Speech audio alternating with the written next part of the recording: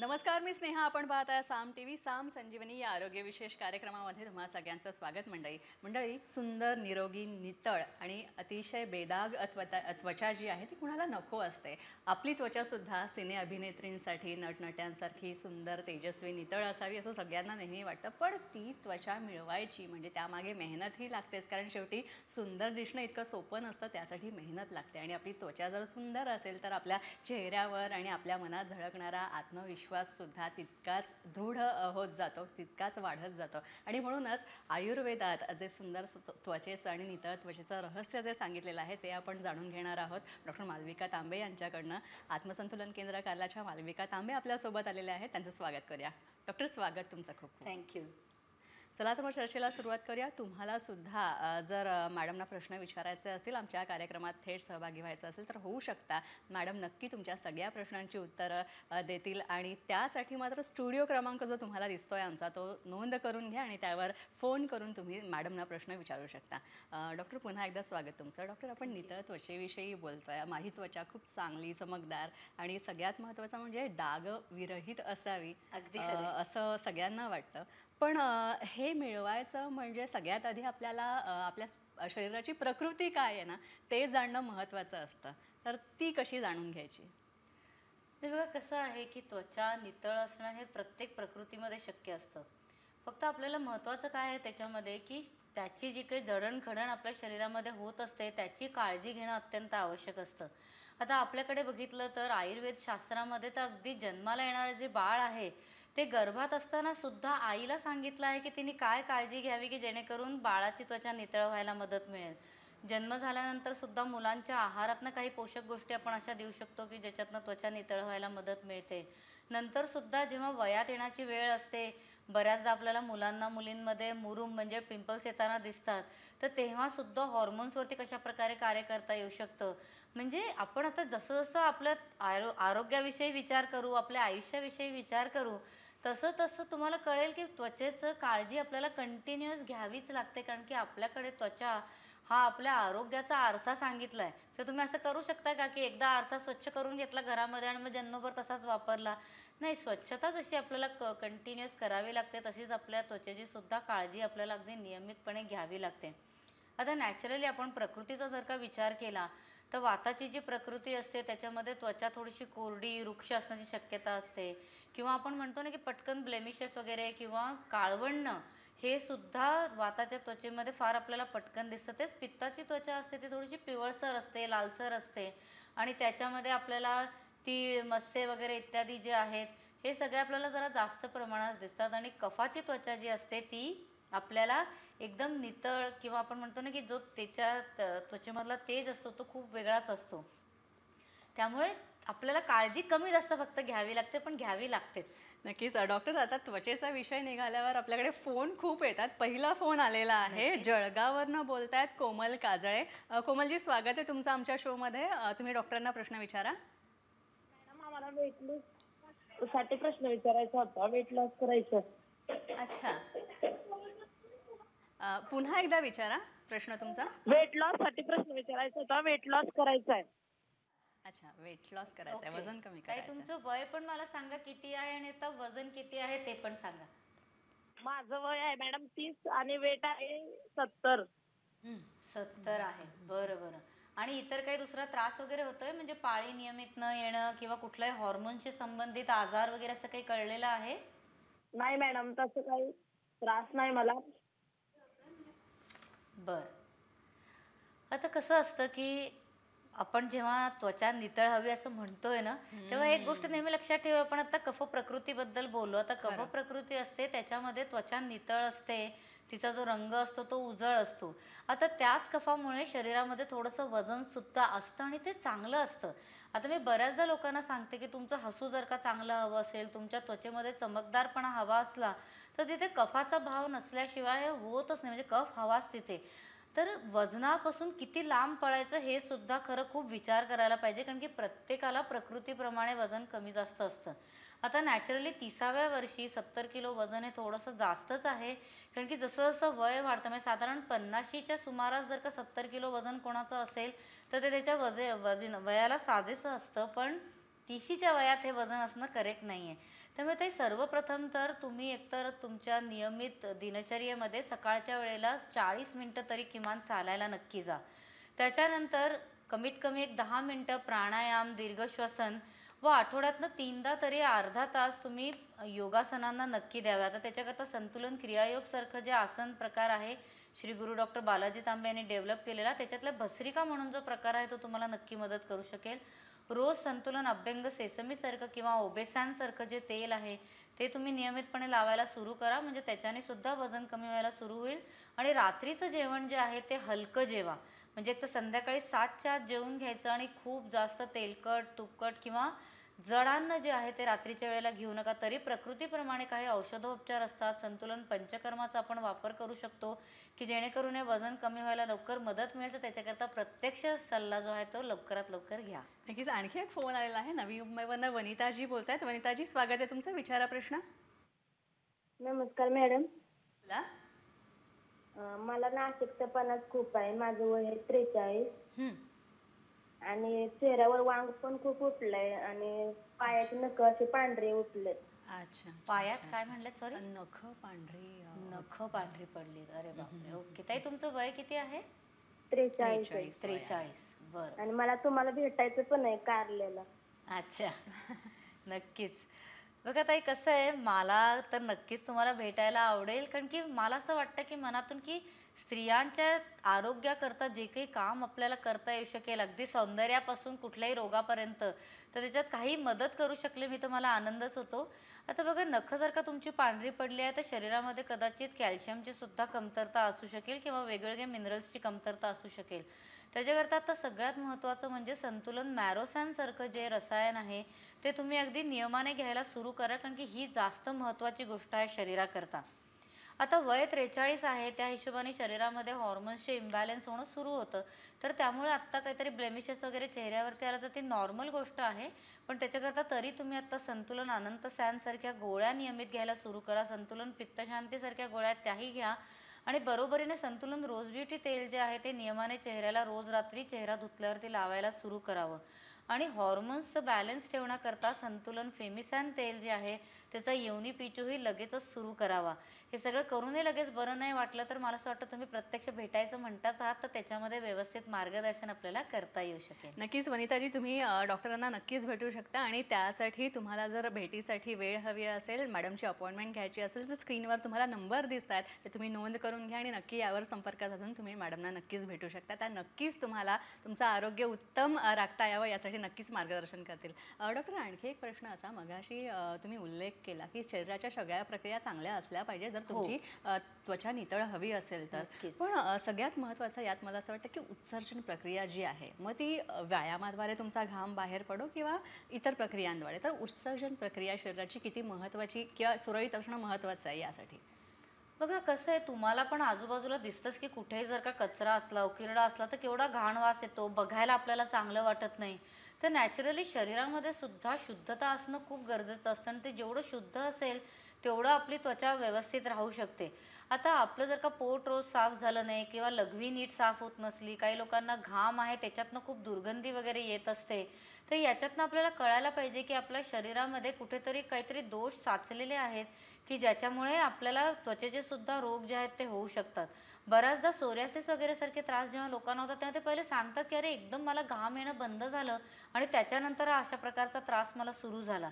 तर त्यामुळे कुठलाही दोष तुम्हाला जाणवत असला, कॉन्स्टिपेशन असलं, युरिनरी इन्फेक्शन असलं, युरिन क्लिअर होत नाही असं वाटत असलं, तर त्या सगळ्या गोष्टींकरता तुम्हाला लगेचच तज्ज्ञांचा सल्ला घेऊन त्यावरती काम करणं जे आहे ते अत्यंत आवश्यक असतं. नक्कीच. आणखी एक महत्त्वाचं म्हणजे आयुर्वेदात डॉक्टर खूप अशी छान छान गुपितं सांगितली आहेत, मग भले ते मास्कच्या रूपात असो किंवा मग आणखी कुठले लेप असोत, तर मग हे कुठले कुठले लेप जे आहेत आयुर्वेदात सांगितलेले आहेत जे त्वचेचं पोत जो आहे तो चांगला करण्यासाठी फार प्रभावी असू शकतात, मला वाटतं. आणि आपल्या संतुलनची पण बरीच अशी औषधी आहेत ज्या फार उपयोगी आहेत त्वचेसाठी. आता कसं आहे, बऱ्याचशा वनस्पती आहेत की ज्या आपल्या त्वचेकरता चांगल्या असतात. त्याच्यामध्ये मंजिष्ठ आहे, लोध्र आहे, चंदनासारखी एवढी इम्पॉर्टंट वस्तू की जी आपल्या घराघरांमध्ये पहिले चंदनाचं खोड असायचं, ते खूप महत्त्वाचं असतं. कपूर काचरी आहे. तर आपल्याला या सगळ्या गोष्टी ज्या आहेत त्यांचं व्यवस्थितपणे त्यांची एक तर क्वालिटी त्या हर्ब्सची बघावी लागते. त्यांचं मिश्रण कशा प्रकारे झालं पाहिजे, म्हणजे त्यांचा रेशिओ कसा असला पाहिजे वापरण्याकरता, ते आपल्याला बघावं लागतं. तर या सगळ्या दृष्टीने आम्ही नेहमी म्हणतो की घरच्या घरी तुम्ही उटणं तयार करण्यापेक्षा कधीही व्यवस्थित फार्मसीमध्ये तयार झालेले जे उत्पादनं असतात ती वापरलेली जास्त बरी असतात. आता त्याच्यामध्ये जसं संतुलनचा आपण विचार केला तर म्हणजे आपण प्रकृतीप्रमाणे सुद्धा वाताचा आहे फेस पॅक, पित्ताचा आहे, कफाचा आहे, ते तिन्हीही जे आहेत ते प्रकृतीप्रमाणे आपल्याला वापरता येऊ शकतात. पण सगळ्यात महत्त्वाचं तरी मी तुम्हाला म्हणेन की आपल्याला त्वचेच्या आतपर्यंत काम करायचं आहे, फक्त बाहेर बाहेर नाही करायचं आहे. त्यामुळे संतुलनचं जे रोज ब्युटी तेल आहे किंवा राधा फेस ऑइलसारखं तेल आहे, हे जर का नियमितपणे वापरलं गेलं ना तर त्याचा जास्त फायदा होतो. कारण की हे तेलं जी आहेत ती व्यवस्थित आतपर्यंत समावली जातात, त्यांचं शोषण व्यवस्थित होतं. त्यामुळे स्किनच्या ज्या 7 लेयर्स आयुर्वेदामध्ये सांगितलेलं त्याच्या आतपर्यंत जाता तरी आलं पाहिजे ना, तर त्याच्याकरता जास्त ते प्रभावशाली असतं. नक्कीच. डॉक्टर शीतल म्हणून आहेत, जोगेश्वरीवरनं बोलताय. त्या शीतलजी, विचारा प्रश्न तुमचा. हा, नमस्कार मॅडम. नमस्कार. माझा आहे ना, उन्हामध्ये आहे ना त्वचा पूर्ण काळी पडते अच्छा एकदम. अच्छा अच्छा. बरं. अच्छा, त्वचा काळपट पडते उन्हात. हो. बघा, टॅनिंग जे आहे, खरं काळपटपणा आपण ज्याला म्हणतो आहोत, ते अगदी नॅचरल भाव आहे शरीराचा. कारण की आपण जसं बाहेर जाताना खूप प्रखर ऊन असलं तर आपण कसं छत्री घेतो की नाही, पाऊस असला तर छत्री घेतो, तसं सूर्यामधनं येणाऱ्या ज्या चुकीच्या किरण असतात त्यांना त्यांचा प्रभाव चुकीचा आपल्या शरीरावरती होऊ नये त्याच्याकरता मेलेनिन म्हणून एक पदार्थ आपल्या स्किनमधनं सिक्रेट केला जातो. सध्याच्या काळामध्ये सनस्क्रीन वापरा आणि तुमची त्वचा आहे ती गोरीच राहू द्या, हा सगळा जो प्रकार आहे त्याच्यामुळे आपल्याला चुकीचं काहीतरी मनामध्ये भाव होऊन जातो की नाही, माझा जो गोरेपणा आहे तो तसा तसा टिकून राहायला पाहिजे. पण त्यामुळे आपल्याला त्वचेची एकूण काळजी घ्यायला आणि त्वचेमध्ये प्रोटेक्शन तयार होईल त्याच्याकरता कधीही उन्हात जायचं असलं तर आदल्याच रात्री झोपण्यापूर्वी चेहरा स्वच्छ देऊन संतुलन रोज ब्युटी तेल तुम्ही नक्की लावा. त्याच्यानंतर रोज सकाळी उठल्यावरती सुद्धा तुम्हाला जमत असलं तर मी मगाशी सांगितलं तशा प्रकारचं कुठलं तरी पॅक तुमच्या चेहऱ्यावरती लावा. संतुलनचं क्रेमरोज म्हणून जे क्रीम आहे ते तुम्ही आधी चेहऱ्यावरती लावा आणि त्याच्यानंतर तुम्हाला जर काय कुठलंही केमिकल उत्पादनं लावायची असतील आपलं सन प्रोटेक्शन करता तर तुम्ही लावलीत तर मग त्याचा कमी जो वाईट इफेक्ट आहे तो कमीत कमी व्हायला आपल्याला मदत मिळते.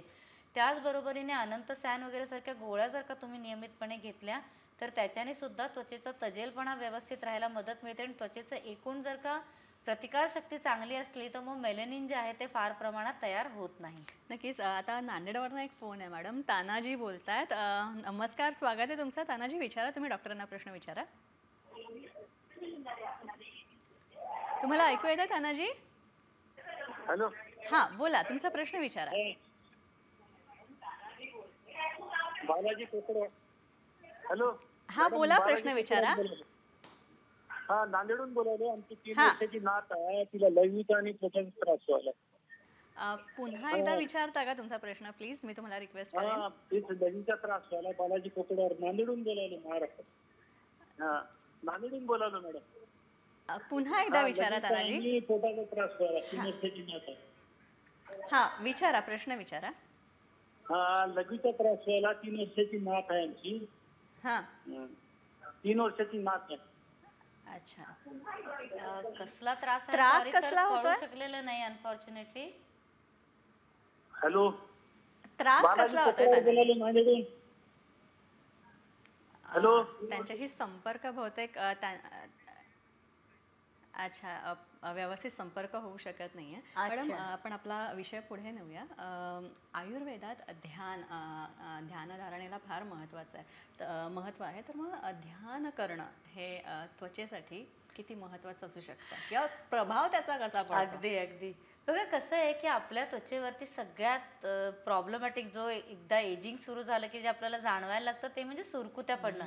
जेवढा स्ट्रेस असेल, जेवढा आपल्याला काहीतरी मनामध्ये दुविधा मनस्थिती असेल, तेवढं तुम्ही पाहिलं असेल की आपल्या या इथे आणि इथे रिंकल्स आहेत ते जास्त लवकर फॉर्म होतात.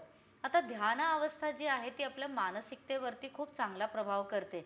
त्यामुळे आपल्या आयुष्यात असलेले कुठलेही स्ट्रेस वगैरे आहेत ते तर कमी व्हायला मदत मिळतेच, पण बरोबरीने आपण जेवढं रिलॅक्स होतो तेवढं आपल्या चेहऱ्याच्या सगळ्या मसल्स जे आहेत त्याही रिलॅक्स व्हायला मदत मिळते आणि त्याच्यातनं सुद्धा त्वचेवरती आपल्याला चांगले परिणाम होताना दिसतात. आता आपण म्हणतो ना की छोट्या छोट्या गोष्टी आपल्या दिनचर्येतल्या ज्या असतात त्याच्यातनं आपल्या स्वास्थ्यामध्ये एक एक एक एक एक एक स्टेपची पायरी आहे ती बिल्डअप होत जाते. म्हणूनच आपल्या दैनंदिन जीवनक्रमामध्ये आपल्याला ध्यान, धारणा, चांगलं संगीत ऐकणं, रिलॅक्स होणं हे सुद्धा खूप महत्त्वाचं असतं. आणि म्हणूनच आपण सारखं म्हणतो की आपली त्वचा जी आहे ते आपल्या आरोग्याचा आरसा आहे. त्यामुळे त्याच्यामध्ये मानसिक आरोग्य आणि आध्यात्मिक आरोग्य दोन्हीही त्याच्यामध्ये अवलंबून असतं. कारण की तुमचं कोणावरती जर का मनातनं सुद्धा वाईट काहीतरी असेल किंवा तुम्ही अपसेट असाल तर तो सुद्धा भाव तुमच्या चेहऱ्यावरती दिसून तुमची त्वचा आहे ती काळवंडलेली दिसू शकते किंवा म्लान दिसू शकते. त्यामुळे आनंदी राहणं हे सुद्धा आपल्या त्वचेच्या आरोग्याकरता अत्यंत गरजेचं आहे. फार महत्त्वाचं सांगितलं डॉक्टर. आणखी एक प्रेक्षक आपल्यासोबत जोडले गेलेले आहेत. सुजाताजी बोलतात बारामतीवरनं. सुजाताजी, प्रश्न विचारा तुमचा. हा, माझ्या चेहऱ्यावर वांग आहे वांग आहे. आणि मुलाच्या पण चेहऱ्यावर गोळ्या उठतात, म्हणजे पिंपल्स येतात. अच्छा, मुलाला सुद्धा पिंपल्सचा त्रास आहे आणि त्यांच्या मुलालाही. चेहऱ्यावरही वांग आहे. बरोबर. आता बघा, वांग असणं म्हणजे शरीरामध्ये कुठेतरी पित्तदोषाचा नक्की त्रास होतो आहे. सर्वप्रथम तर अगदी सकाळ संध्याकाळ न चुकता संतुलन पित्तशांतीसारख्या ज्या गोळ्या आहेत त्या नियमित घ्यायला सुरू करा. तसंच प्रवाळ पंचामृत मोतीयुक्त जे असतं त्याचाही तुम्हाला चांगला परिणाम दिसू शकेल. त्वचा नितळ होण्याकरता आणि हे वांग आहेत ते कमी होण्याकरता आपल्याला संतुलन अनंतसॅनसारख्या ज्या टॅबलेट्स आहेत त्याचाही खूप चांगला फायदा होताना दिसतो. आपल्याकडे एक पेशंट आलेल्या, त्यांच्या घरी लग्न होतं, त्यामुळे त्या म्हणे की मला महिन्याभराच्या आत फेशियल वगैरे काही न घेता मला माझी त्वचा चांगली हवी आहे.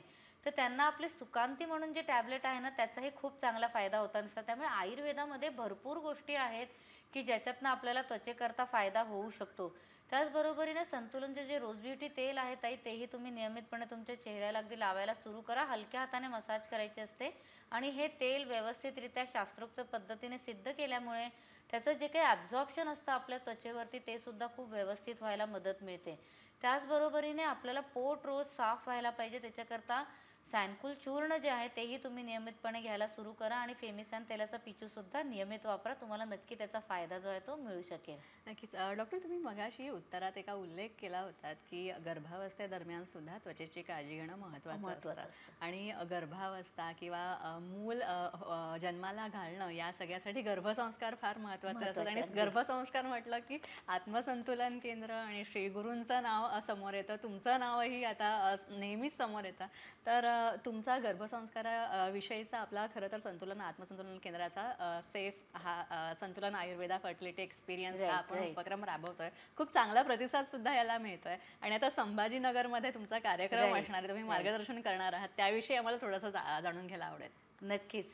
बघा कसं आहे की सेफ हा उपक्रम गेले आपण 40 वर्ष आत्मसंतुलनमध्ये राबवतोय. गर्भसंस्कार श्री गुरुजींचा खूप मनापासून आवडता विषय होता आणि त्याच्याकरता म्हणून आपण संपूर्ण महाराष्ट्रभरामध्ये जनजागृती आणण्याचा प्रयत्न करतो आहोत. तर आत्ता 27 तारखेला संध्याकाळी 6 वाजता आपण SB ऑडिटोरियममध्ये याबद्दल प्रोग्राम ठेवलेला आहे. तर संध्याकाळी 6 वाजता माझा सगळ्यांना हा आग्रह आहे की ते नक्की भेटायला या तुम्ही. आपण याबद्दल सविस्तर चर्चा पण करणार आहोत, प्रश्न उत्तरंसुद्धा तिथे आपण करणार आहोत.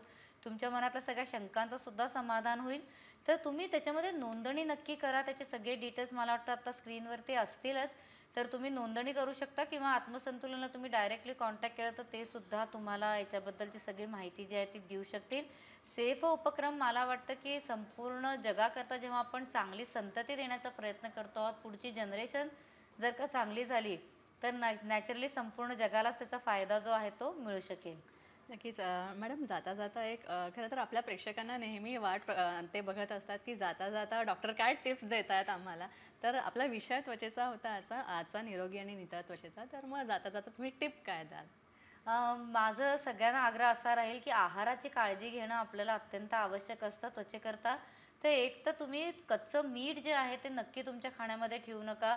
वरतून मीठ घालून खाणं हे आपल्या त्वचेच्या आरोग्याकरता अत्यंत चुकीचं असतं. त्याचबरोबर फर्मेंटेड फूड जास्त प्रमाणामध्ये खाणं ते सुद्धा जेवढं कमी ठेवू शकाल तेवढं चांगलं. तेलकट आणि खूप स्पायसी गोष्टी यासुद्धा आपल्या त्वचेकरता अहितकर असतात. तर त्याही गोष्टी जेवढ्या टाळल्या जातील तेवढं जास्त बरं राहील. नक्कीच. तर आपण पाहिलं की डॉक्टर मालविका तांबे यांनी खूप सुंदर टिप्स दिल्यात. खूप छान आजची चर्चा झाली. जर तुमची त्वचा तुम्हाला निरोगी ठेवायची असेल तर आयुर्वेदात काय कुठल्या कुठल्या गोष्टींचं आचरण करणं महत्त्वाचं सांगितलेलं आहे त्याविषयी डॉक्टरांनी आपल्याला सांगितलं आहे. शिवाय तुमची त्वचा आणखी चांगली तुम्हाला करायची असेल तर संतुलन आयुर्वेदची खूप छान छान आणि अतिशय परिणामकारक अशी उत्पादनं आहेत की तुम्ही उत्पादनं जी आहेत तुम्ही ॲमेझॉनद्वारे किंवा संतुलनच्या वेबसाईटवरनं सुद्धा ऑर्डर करू शकता. डॉक्टर तुम्ही इथे आलात त्यासाठी खूप खूप आभार. मलाही आनंद आहे. यानंतर आपण इथेच थांबतोय. मात्र पुढच्या बुधवारी आपण डॉक्टरांसोबत पुन्हा एकदा भेटणार आहोत या लाईव्ह कार्यक्रमात. तोपर्यंत नमस्कार.